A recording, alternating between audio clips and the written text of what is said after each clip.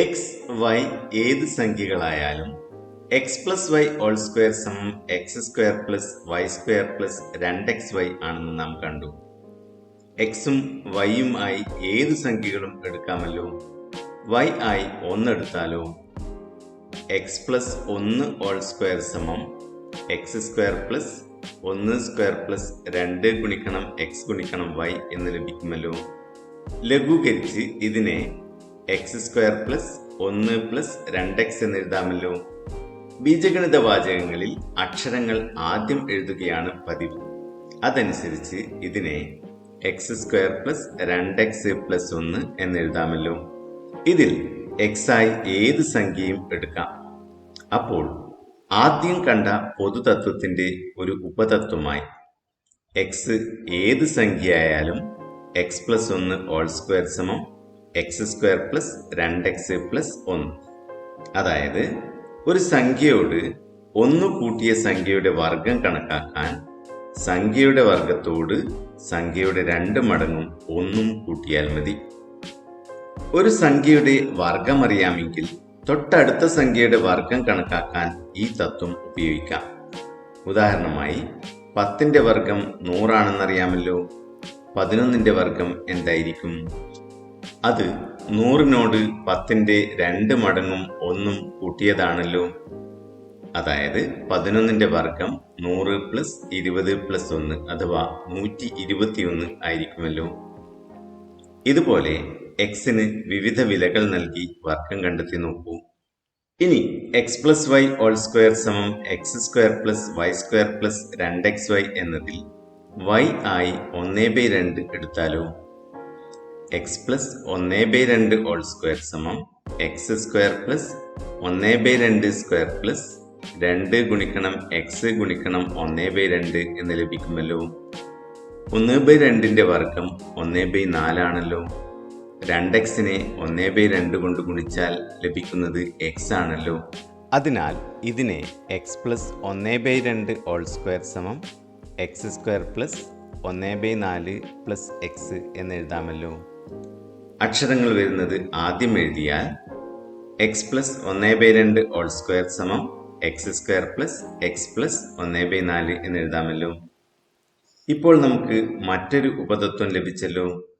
X ഏത് സംഖ്യയായാലും x plus 1/2 whole square സമം x square plus X plus 1/4.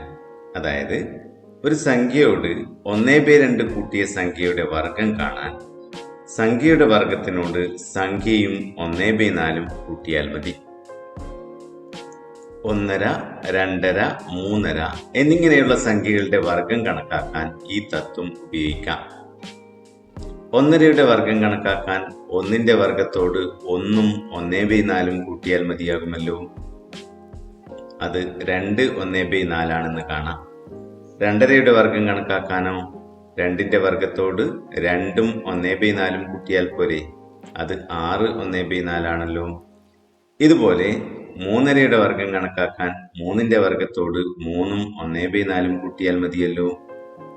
3.5യുടെ വർഗം 12 1/4 ആണെന്ന് കാണാം.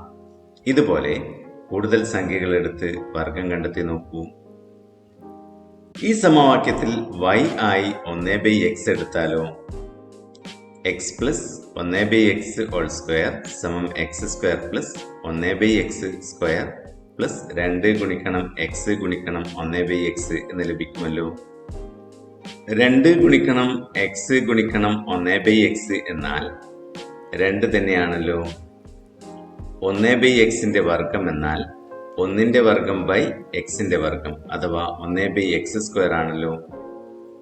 അതിനാൽ ഇതിനെ ലഘൂകരിച്ച് x plus 1/x whole square സമം x square plus 1/x square plus 2 എന്ന് എഴുതാമല്ലോ.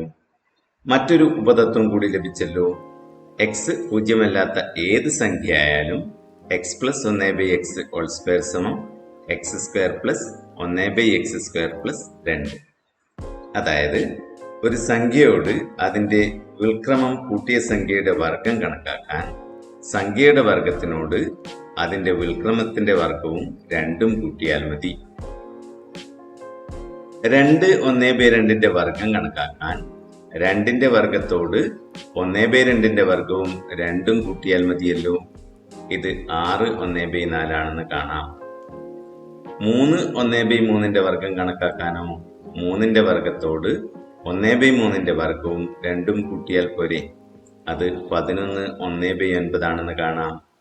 4 1/4ന്റെ വർഗം കണക്കാക്കാനോ 4ന്റെ വർഗത്തോട് 1/4ന്റെ വർഗവും 2ഉം കൂട്ടിയാൽ മതിയല്ലോ. അത് 18 1/16 ആണെന്ന് കാണാം. ഇതുപോലെയുള്ള കൂടുതൽ സംഖ്യകൾ എടുത്ത് വർഗം കണ്ടെത്തി നോക്കൂ.